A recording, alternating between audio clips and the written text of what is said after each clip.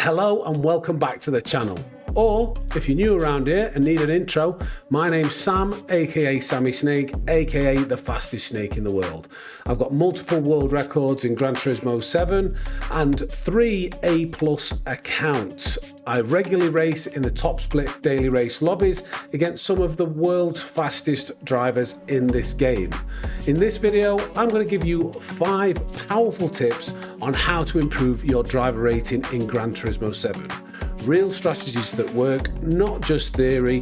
Whether you're stuck or pushing for the next level, this will help you race smarter, climb faster, and avoid the chaos that ruins so many races. Let's get into it. Okay, when it comes to online races and the daily races, there's 3 options every week: daily A, B and C. If we look at daily A this week, we've got the Red Bull Junior in racing hard tyres around Daytona. A pretty cool short combination with lots of slipstream battles. In daily B, we've got GR3 racing medium tyres around Lago Maggiore, and in daily C, we're in GR4 cars racing hard tyres around Autopolis. What I would do is compare how your qualifying times are worldwide. You can see in daily A we're in the top 200, in daily B we're in the top 175, but in daily C we're in the top 75. So that tells me that we should be more competitive in daily C, and therefore that should be our best race to earn our DR points. So that would be my first recommendation. Choose a car and track combination that suits you and utilize that mainly to earn your DR points. Yes, that's right. Qualifying is massive when it comes to earning DR. Now, it might seem obvious, but I want to go into a little bit more depth as to why this is beneficial and some tips on setting a good qualifying lap. So firstly, the easiest way to set a good qualifying lap is to go to the world leaderboard and watch the fastest time, the fastest replay available, see what car they're using and watch and learn from their replay that they've shared. You get to see what gears they're using, what lines they're taking, how fast they are going around each corner, where they're braking, where they're accelerating. So it basically gives you a perfect example to try and copy.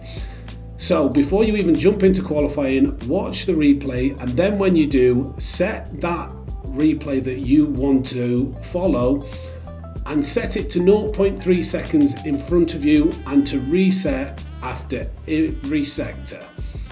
Once you've done that, spend some time learning the circuit and setting a good qualifying lap. Not only is it going to increase the likelihood of getting a better result by being nearer the front of the grid, but you are also less likely to be involved in accidents and dirty driving, because usually, most of the time, the faster, more experienced and cleaner drivers are going to be nearer the front of the grid. So, if you are serious about earning DR, getting your driver rating up, then spend some time watching the replay, following the replay and optimizing your qualifying lap before racing.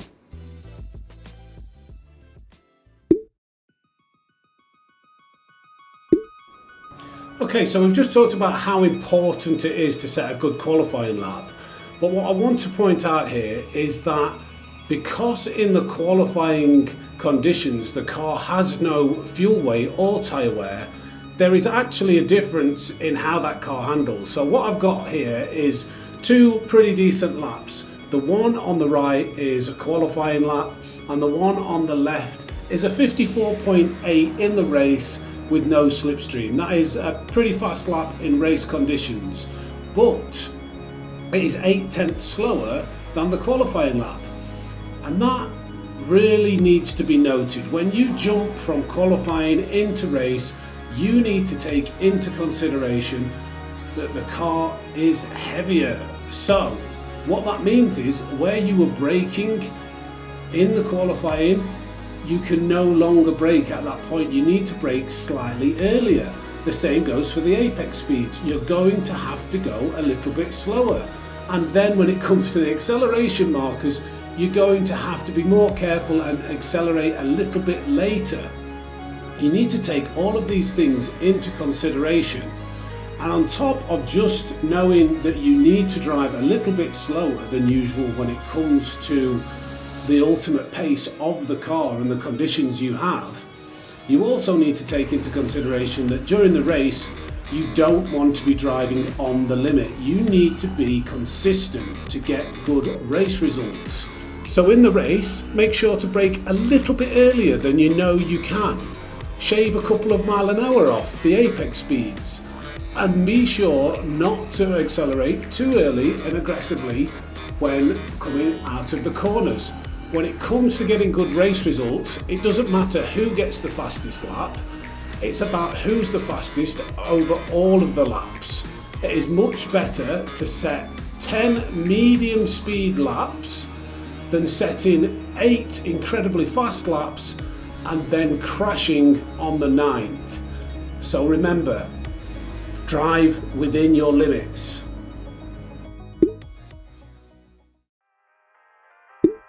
Yes, that's right. Keeping your composure is a really key element in getting good race results. And getting good race results is what develops your DR. So don't be the type of driver that dive bombs every single corner and tries to overtake everybody at every single opportunity. 9 times out of 10, if you are patient, the driver in front of you will make a mistake and leave an opening that you can take advantage of. And even when things do go wrong, which they inevitably will, don't react, don't retaliate, and keep your composure. Sometimes people make mistakes. Mistakes will happen, or you will come across dirty drivers. But keep your head, try not to throw your whole race away, and do not quit the race. Quitting the race is incredibly damaging to your DR.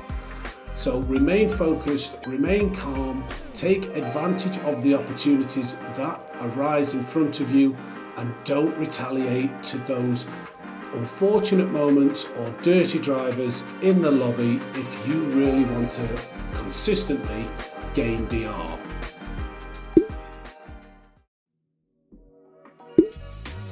If a faster driver is catching you, don't fight it. Let them through cleanly and try to follow in their slipstream. You'll often end up going quicker by learning their lines and avoiding a battle that could slow you both down and still get a good race result. So don't fight it. If somebody's faster than you, let them through, follow in their slipstream and try and get a good race result. And you never know, they might end up making a mistake and you could clinch the win anyway.